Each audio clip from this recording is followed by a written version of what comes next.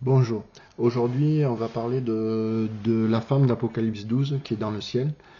Donc, elle est enveloppée du soleil. Elle a 12 étoiles comme couronne et elle a la lune sous ses pieds. Donc, cette femme, c'est Rachel. Et c'est que l'on retrouve au chapitre, dans Genèse chapitre 36, dans la vision de Joseph. Il faut savoir que Joseph a eu deux visions, une où il voit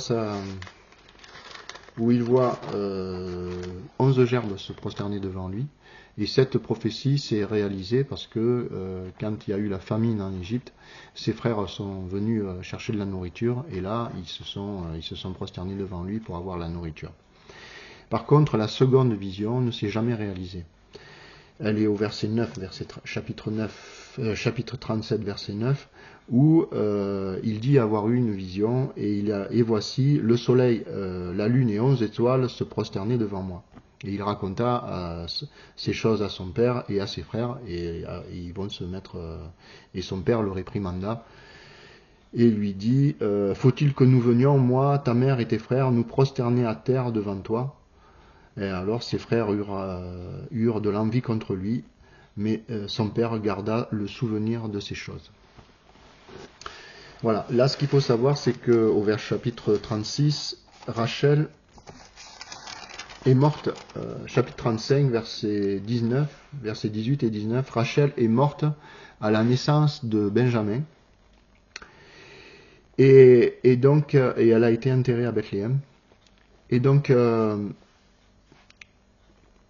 c'est possible que Joseph n'ait pas eu connaissance de la naissance de Benjamin, qu'il soit né parce que qu'il soit né après quand il était en Égypte, ou si il l'a connu avant d'être envoyé comme esclave en Égypte. En tout cas, sa mère ne s'est jamais prosternée devant lui. Donc cette prophétie ne s'est jamais réalisée. Et je vous encourage à regarder dans les textes. Vous tapez Ephraïm ou tout ça, vous verrez. Je chercherai avec une concordance.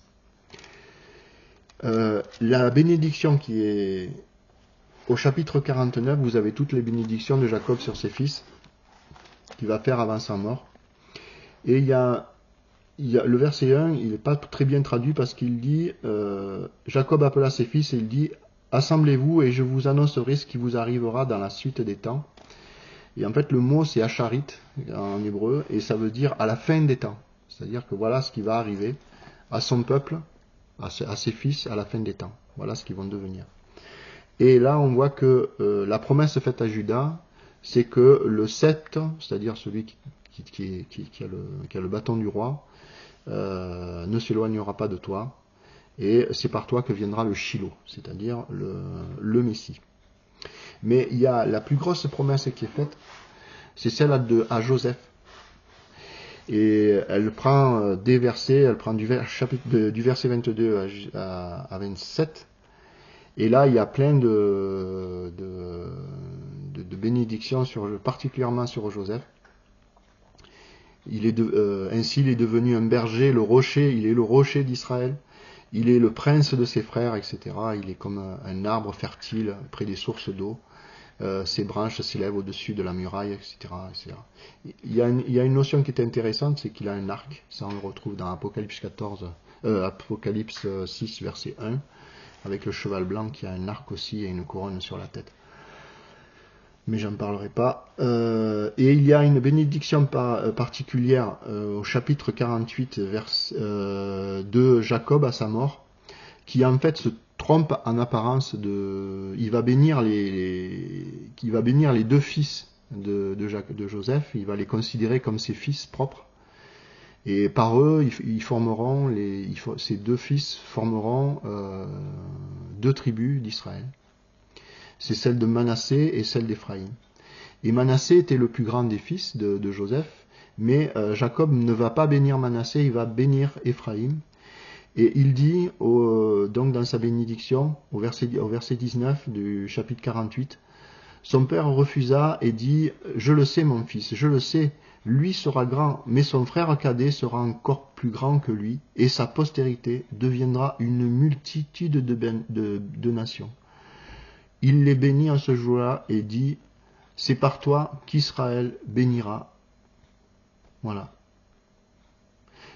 En disant que Dieu te traite comme Éphraïm et comme Manassé, et il mit Éphraïm avant Manassé. Voilà. Et là, il deviendra une multitude de nations. Le mot qui est employé, c'est le mot goy. C'est le mot qu'on retrouve au chapitre 8 de verset 22 de Daniel, où les 4 royaumes sont de la même goy, c'est-à-dire la même race de goy. C'est pas pour rien que je vous dis ça, mais je peux pas rentrer dans les détails. Donc en fait, il y a vraiment quelque chose de particulier sur une bénédiction sur Manassé. Et dans la culture juive, entre autres sur ces passages, il y a 2 messies qui doivent arriver. Il y a un messie qui va mourir, c'est le messie, le Machia ben Youssef, le fils de Joseph, fils d'Éphraïm, qui viendra avant le fils de Judas, le Machia ben David.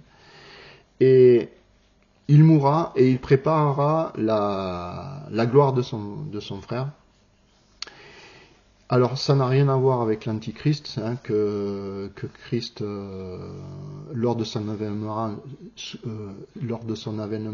détruira par le souffle de sa bouche. Ici nous avons en fait le Machia de Daniel 9.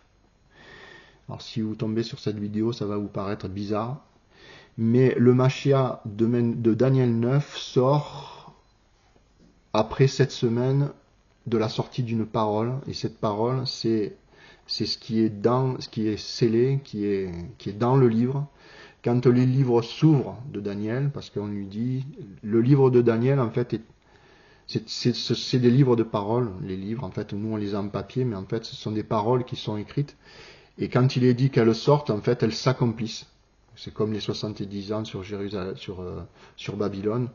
Elles s'accomplissent et les choses s'accomplissent quand la parole de Dieu a dit et ça s'accomplit. Donc Jérusalem est tombée, le roi est mort, etc. Et là c'est pareil, c'est-à-dire que ces paroles sont dans un livre scellé et au moment où elles sortent, c'est à ce moment-là qu'elles s'accomplissent. Elles sont annoncées parfois. Il y a beaucoup de prophéties qui sont écrites, qu'on voit écrites, et puis il y en a d'autres qu'on ne voit pas. Il faut les deviner. Il faut aller chercher et il y a des moyens de trouver. Mais en tout cas, à ce moment-là, on va dire que quand elles sortent, c'est qu'elles s'accomplissent. Donc le Machia de Daniel 9, il arrive 7 semaines après la sortie de la parole. Il se passera un événement qui marque le début des 70 semaines. Et vous avez le Machia qui arrive, qui va rester 62 semaines, et qui sera tranché ou décapité, tranché, ou c'est souvent traduit par retranché. Il sera décapité au terme des 62 semaines.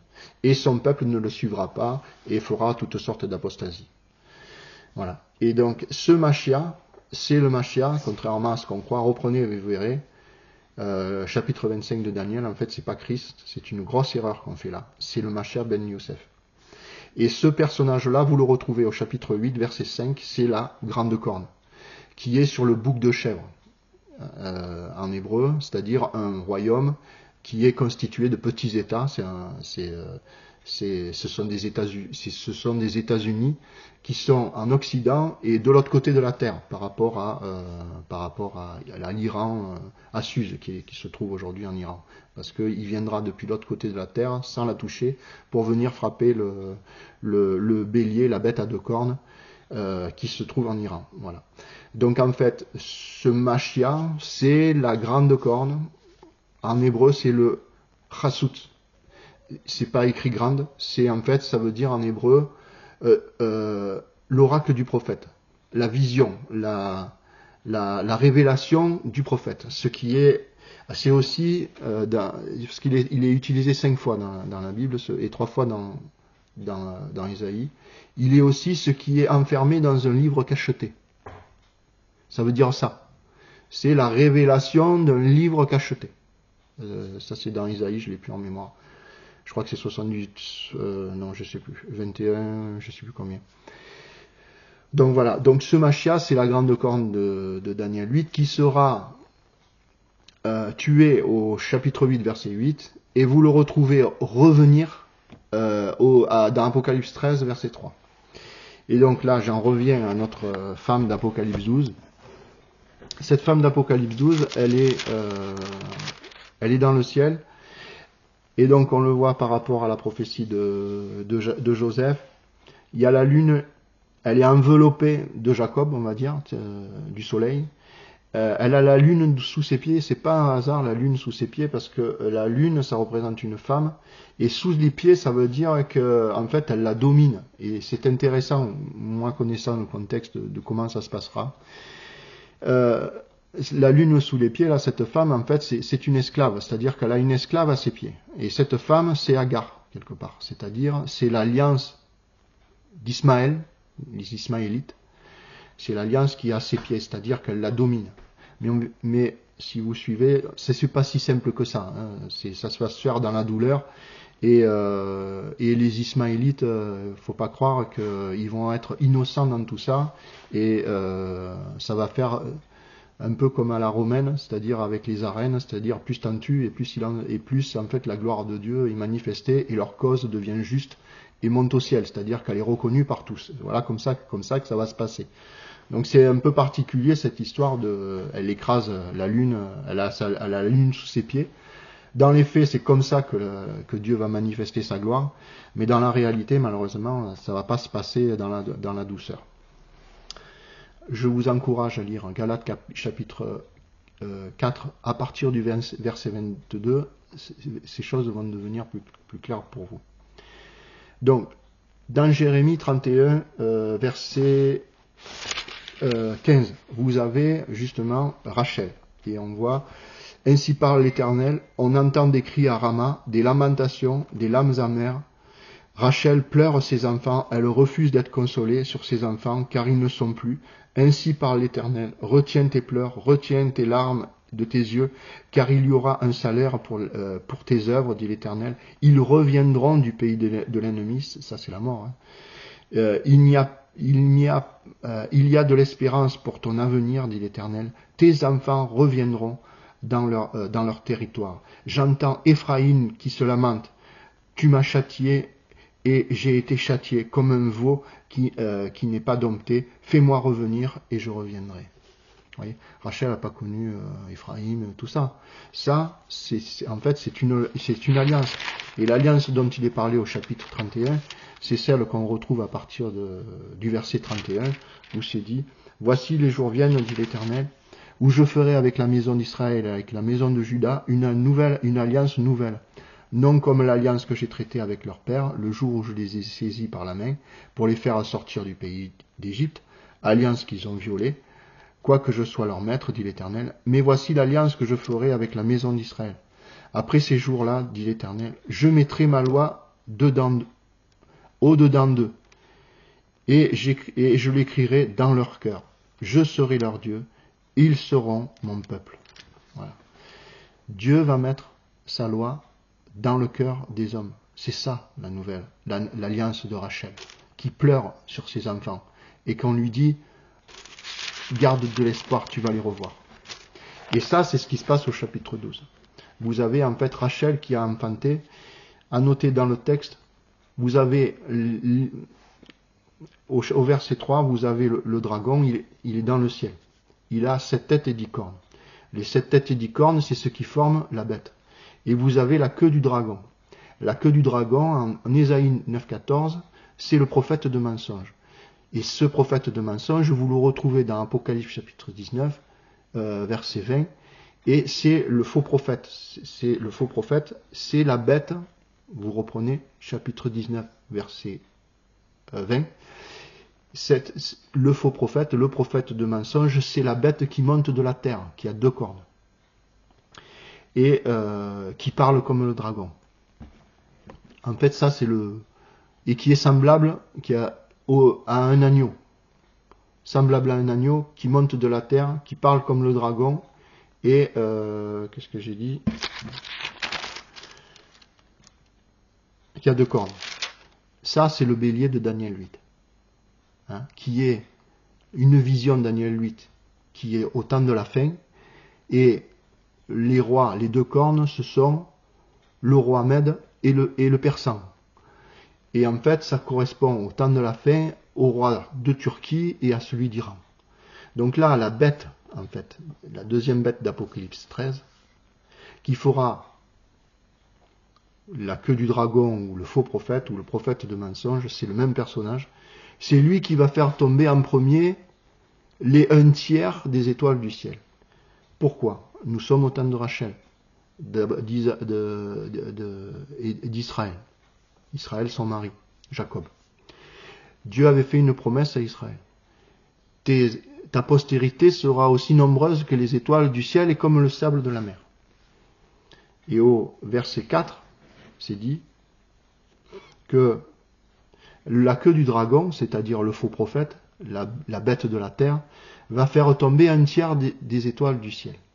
Le terme 1/3 dans la Bible, ça peut être traduit par un 3e, c'est-à-dire une partie sur 3 tombe à ce moment-là. Et bien là, vous avez la première partie des enfants d'Israël, c'est les 144 000, les prémices. Ils vont passer à la casserole. Et après, vous avez le 2e tiers, ce sont au verset 17, ce sont la femme, elle accouche le reste de sa postérité, verset 14. Et le dragon est irrité contre elle, et il n'arrive pas à l'attraper, qu'est-ce qu'il fait? Il s'en prend à sa postérité. Ceux qui gardent les commandements de Dieu et qui ont le témoignage de Jésus, c'est-à-dire ceux qui ont la loi dans leur cœur.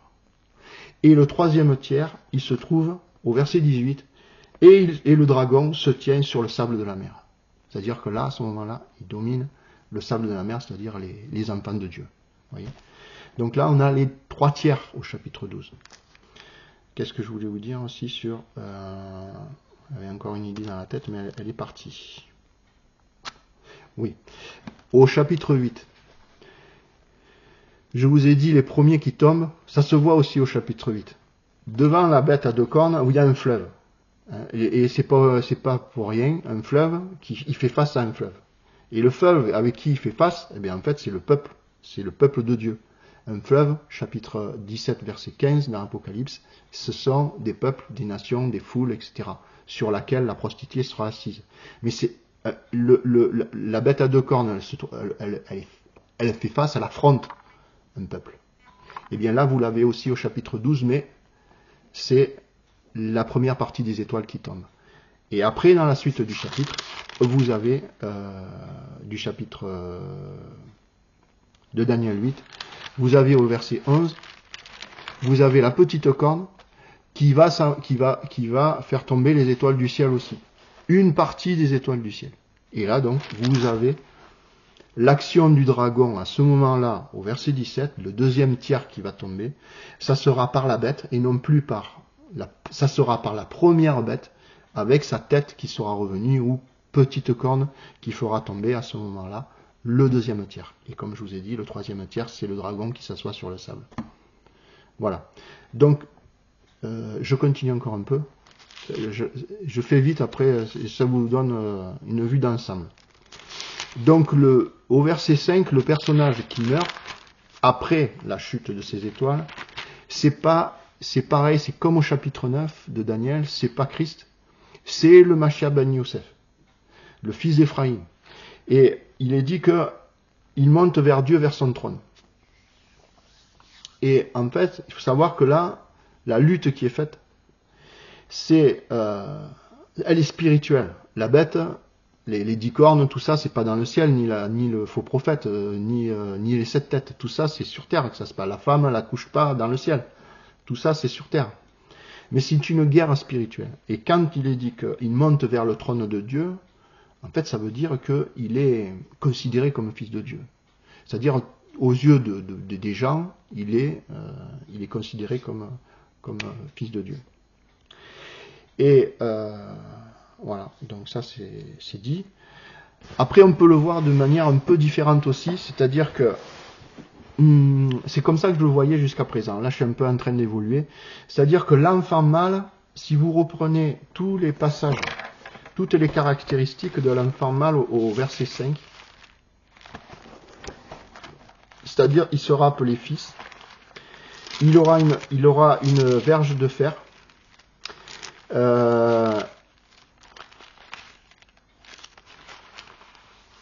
il s'assoira sur le trône, voilà.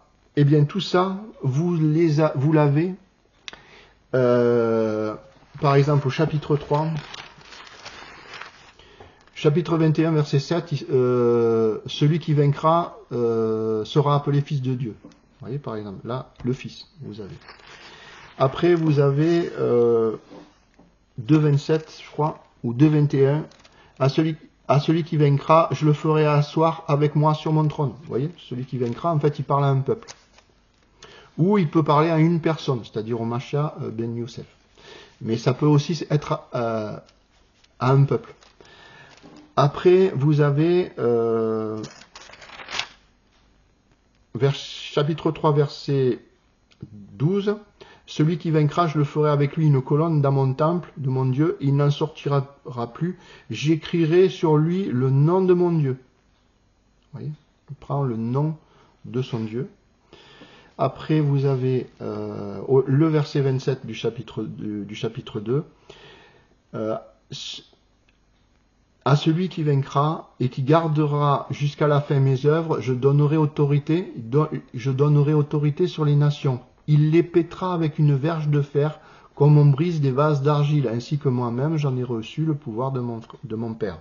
Vous voyez, ça c'est les caractéristiques de l'enfant mâle. Donc, pourquoi on peut le voir comme ça? Parce que dans Exode 4, 22, c'est un peu complexe, mais bon, c'est vous qui trierez.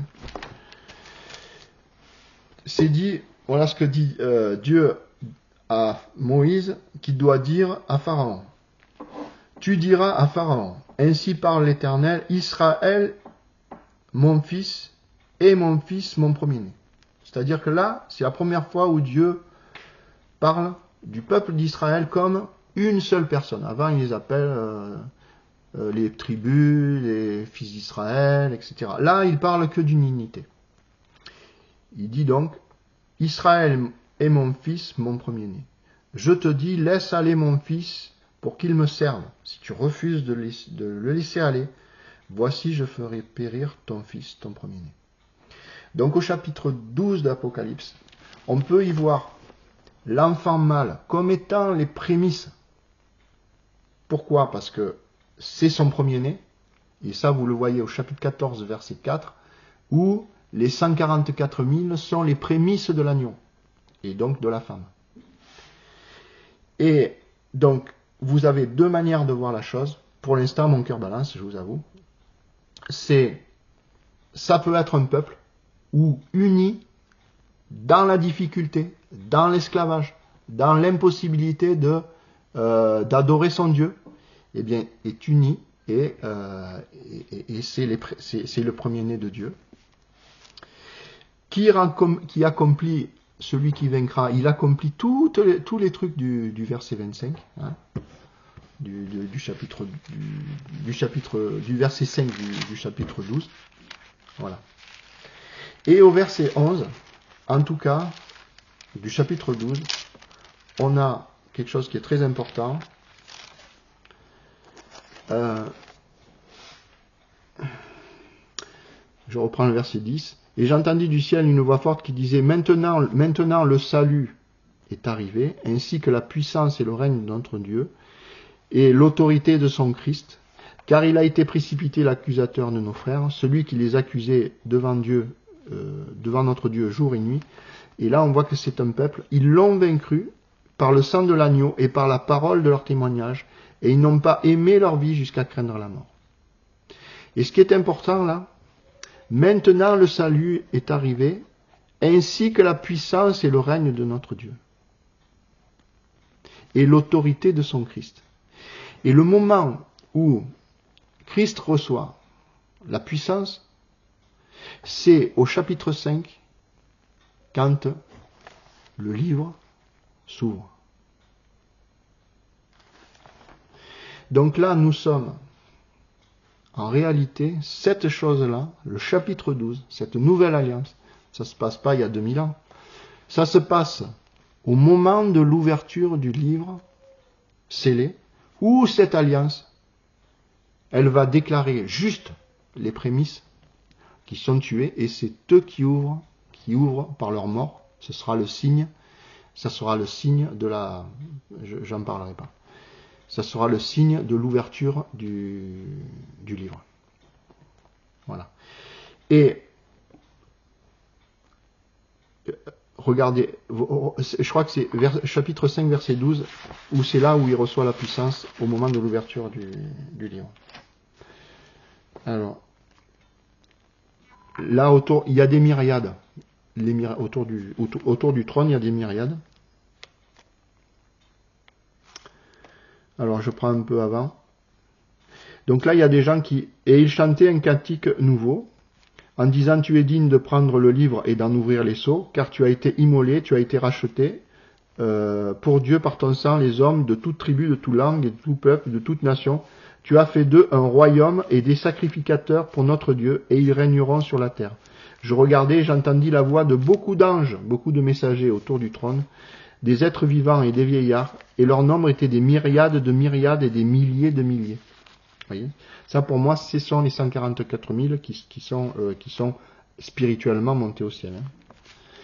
Et il disait d'une voix forte, l'agneau a été immolé, et digne de recevoir, c'est eux qui disent, l'agneau a été immolé, et digne de recevoir la puissance, la richesse, la sagesse, la force, l'honneur et la gloire et la louange. C'est à ce moment-là que Christ reçoit la puissance. Et ils ont été vainqueurs en mourant, grâce au sang de l'agneau et à la parole de leur témoignage. Et à ce moment-là, qu'est-ce qui se passe ? Il y a une guerre dans le ciel.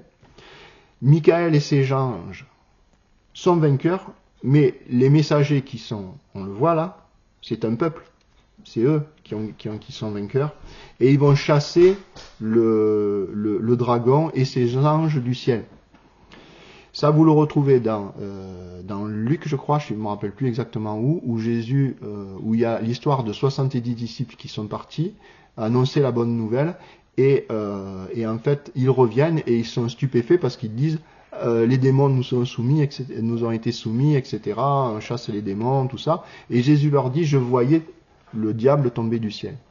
Donc en fait, la prédication de l'évangile, en fait, précipite le diable hors du ciel. Ça veut dire qu'en fait, le ciel est propre. Hein, Dieu est reconnu pour ce qu'il est. Et à ce moment-là, vous avez les malheurs sur les hommes. Alors, quand le dragon qu'il a été précipité, il poursuivit la femme qui enfantait, mais juste avant, c'est dit, c'est pourquoi réjouis-vous sous cieux, et vous qui habitez dans les cieux, malheur à la terre et à la mer, car le diable est descendu vers vous, animé d'une grande colère, sachant qu'il a peu de temps. Eh bien, le moment où il a peu de temps, on le voit dans le chapitre 17, c'est quand il y a la bête. Et le moment où il y a peu de temps, où les malheurs tombent sur les habitants de la terre, malheur à la terre et à la mer, eh bien c'est au début du chapitre 7, verset 3, où c'est dit je vis quatre anges debout aux quatre coins de la terre, ils retenaient les quatre vents de la terre, afin qu'il ne souffle point de vent sur la terre et sur la mer, ni sur aucun arbre. Et je vis un autre ange qui montait du côté du soleil levant et qui tenait le sceau de Dieu vivant. Il cria d'une voix forte aux quatre anges qui avaient été donnés de faire du mal à la terre et à la mer, et il dit, ne faites point de mal à la terre et à la mer, ni aux arbres, jusqu'à ce que nous les ayons marqués du sceau le front des serviteurs de notre Dieu. Et ils sont 144 000, 12 000 par chaque tribu. Mais en fait, les malheurs sur la terre et la mer commencent au moment où les 144 000 seront scellés. Au verset 13 du chapitre 8, vous avez « Je regardais et j'entendis un aigle qui volait au milieu du ciel, disant d'une voix forte, malheur, malheur aux habitants de la terre, à cause des autres sons de trompette que les 3 anges vont encore faire retentir. Les trompettes sont des malheurs. Et là, on voit que ces malheurs tombent sur les habitants de la terre, c'est-à-dire on a les mêmes expressions qu'au chapitre 12, qui dit que malheur à la terre et à la mer, car le diable est animé, sachant qu'il a peu de temps. Et les 2 premiers malheurs, c'est au verset 7 et verset 8 du chapitre 8. Le premier sonna de la trompette et de la grêle fut mêlé de feu, et du feu mêlé de sang furent jetés sur la terre. Le tiers de la terre fut brûlé, le tiers des arbres fut brûlé, et toute herbe verte fut brûlée. Voilà, donc ça touche la terre, la première trompette. Et le second sonna de la trompette, et quelque chose comme une grande montagne embrasée par le feu fut jetée dans la mer, et le tiers de la mer devient du sang. Voilà. Donc là, vous avez la chronologie, chapitre 12, c'est le moment où les 144 000 vont mourir, ils se retrouvent près du trône, ils chantent un cantique nouveau, ils donnent gloire et puissance à l'agneau, et c'est à ce moment-là que commence, quand ils seront scellés sur le sceau de Dieu sur le front. Alors le sceau de Dieu, vous l'avez au chapitre 14, verset 1, c'est le nom de Dieu, ils sont fils de Dieu, c'est écrit là, ils sont chrétiens, vous voyez, chrétiens, ils ont le nom de leur père et du fils, ils sont fils de Dieu. Alors le front, c'est le témoignage, c'est-à-dire c'est ce qui émane de eux. Voilà. Et notez que les 4 vents sortent de la terre. Ça, c'est pas pour rien, mais bon, je vais pas en parler. Voilà, pour la femme d'Apocalypse 12. Alors, ça doit être pas facile pour vous, mais je sais pas comment faire. C'est très compliqué à expliquer tout ça. Voilà, je fais comme je peux. C'est allé trop vite, pas assez vite. J'ai fait du survol, je fais comme je peux. Vous voyez, pour moi, j'arrive pas à manipuler les écrans, faire des ajouts de texte et tout ça. Je fais comme je peux. Donc, je donne ce que je peux. Voilà. J'espère que vous en tirerez quelque chose. En tout cas, revoyez tout, apprenez les textes. Ces choses-là vont vous donner des bases, j'espère, entre autres celle-là, pour comprendre les prophéties. Mais les principaux problèmes que vous allez avoir, c'est être confronté aux croyances de vos églises qui ont établi des choses, notamment sur les prophéties. Le Mashiach ben Youssef, par exemple, au chapitre 9 de Daniel, c'est capital ce genre de truc. La plupart beaucoup de chrétiens attendent une reconstruction du 3e temple, pensent que ça c'est Jésus, que les 2 demi-semaines de Daniel c'est 2 fois 3 ans et demi, etc. Enfin tout ça, ça va avoir des conséquences qui sont fausses. Voilà. Bon, j'arrête pas plus loin parce que ça fait trop après. Allez, étudiez bien. Et si vous avez des questions, vous mettez des questions dessus, je vous répondrai.